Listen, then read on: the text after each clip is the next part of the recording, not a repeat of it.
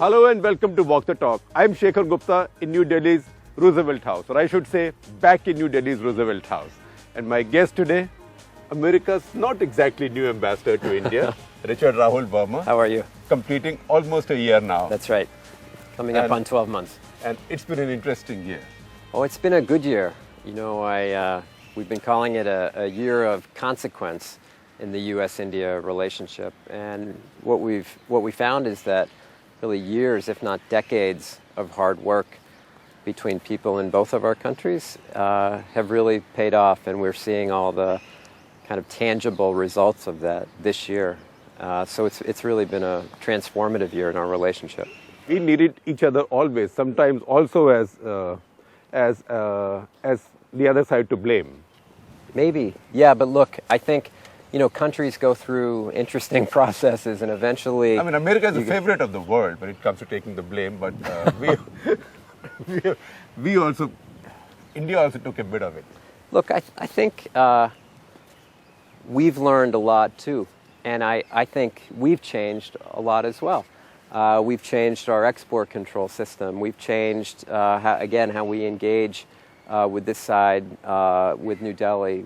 We perhaps see the world a little bit through the lens here, I think, in a better way. So I don't think it's just, you know, that one side has changed. We've changed too, and I think for the better. And of course, you know, the President and Prime Minister have hit it off, and they've met 6 times in just over a year, and that's somewhat unprecedented.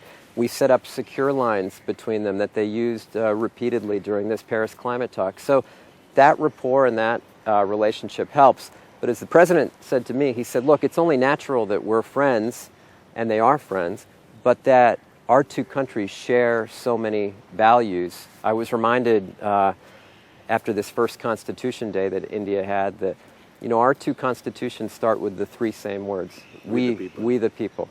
We the people. We're both federal systems. We're both bicameral systems. We're both pluralistic systems. We both have broken parliamentary systems where we can't pass laws. Yeah, look, I lived in Washington for 20 years. I worked in the House. I worked in the Senate Leader's Office. I know what it's like when the engines of the legislative branch can get stuck. And it takes a lot of engagement, some patience. But, you know, look, that is the nature of 2 complicated, big democratic systems. You know, you said just now that the President said that it's natural that we should be friends. Right. Will you elaborate that, or did he elaborate that? He did. I think he talked about the values, right? And values that's between him and our Prime Minister. I think obviously they are friends, but he was saying our 2 countries have so much in common. As I said, democracy, believe in the rule of law, our militaries are overseen by civilians, we believe in the peaceful resolution of disputes, we have this commitment to education and innovation. So, I mean, there's a lot that actually draws us together, and these 3 million Indian Americans in the United States and those of South Asian descent. Of whom you are one. I am one. We'll come to that in okay. a bit. So, if you came to India in January last year. Right. Just on the eve of the President's visit. Yes. So hit the ground running. Yes. Right. In fact, when I got here, I think there were probably already a couple hundred advanced people from the White House and Secret Service already here on the ground. Place was crawling with them. Place was crawling. Yeah. So, it's exciting.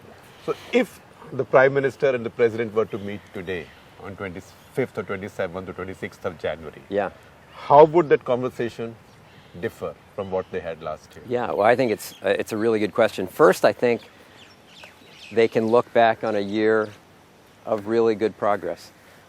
They can talk about the climate agreement. They can talk about the commitment to support each other in clean energy. They can talk about the bilateral trade numbers that have tripled in 10 years and what they're doing to meet that $500 billion target. They can talk about the number of Indian students studying in the United States, the highest ever, 130,000. They can talk about the highest number of Indian visitors ever to visit the United States, over 1 million last year. They can talk about defense trade, where we've moved from buyer-seller relationship to defense partners. I mean, I could go on and on. I think they can look at 2015, as I said, as a year of progress, but then I think they would spend some time looking at the collective challenges we have in front of us and their collective wisdom, and I've heard the Prime Minister say this many times, that it's too limiting to look at what the US and India should do for each other. It's what's the potential for global peace and prosperity when our two countries come together. I think that's what they would talk about. So the contentious or the issues on which they were issues last year. Sure. Let's go over them one by one. Sure. The nuclear deal. Do you think Sure. that's now sorted out? That I think- nuclear liability. I think in 2016 we're going to continue to make really good progress, and now the key is getting companies to commercial contract, and we've seen a lot of good progress. So let's look and see what the next 6 months brings. But I'm actually optimistic we're moving in a very good direction. But you think at government to government level, issues that remained are now settled on nuclear liability? I think this has been an evolution, and for example, India's ratification of the Treaty on Liability will be an important piece. The insurance pool was an important piece. Now these commercial contracts, which are being negotiated, are also an important piece. So we can take these government-to-government understandings and make sure they're reflected in contracts. So I don't want to say every issue has been settled. In fact, our group of experts that I mentioned is still meeting on a regular basis. In fact, just met 2 weeks ago.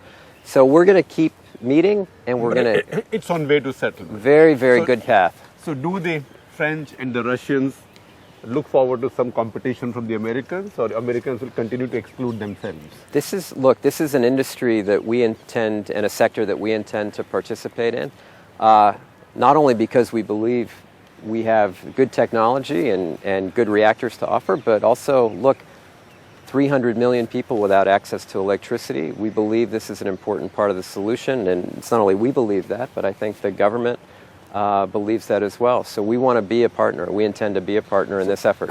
I'm looking for a more emphatic answer. Are we? What is the progress? Are we over the hump on key issues here, or do any key issues? Are we over the hump on key issues in the sense that now it's just a decision of the boards of these companies, American companies, or do any key issues remain on nuclear liability? Oh, look, I think building a reactor in a country that you've never built a reactor in before is a long process, right, sure. as we've seen. And so I'll just say I'm optimistic that we're heading in a very good direction, and we all need to keep working on it as issues might arise. I don't want to say all issues have been resolved, but we have come a long way from where we were just 13 or 14 months ago. So if the two leaders have to meet now, they will not need to discuss nuclear liability anymore? I think they will probably talk about the need to ensure full implementation, and that means now getting the reactors up and running and getting power delivered to people who need it. That's the true test. So right? do you realistically look forward to being at a groundbreaking for an soon American-Indian joint venture for a nuclear plant? I look forward to that. Forward. It's in the realm of possibility. Absolutely. Yeah. The other one is, I know that we keep saying that we dehyphenated our relationship. The other one is Pakistan. Right. Pakistan and terror. How much distance have we covered in the year that you've been here?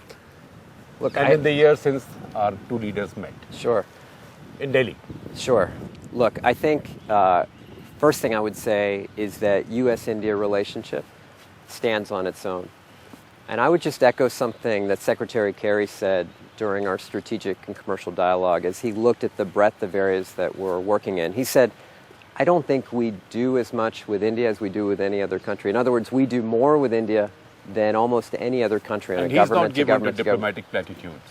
No, look, I think... He's straight talking. After 2 days of hearing from every element of our government and your government about all the areas we were working on, it was a pretty persuasive case that we've come a long way, and that this relationship is the relationship of the 21st century.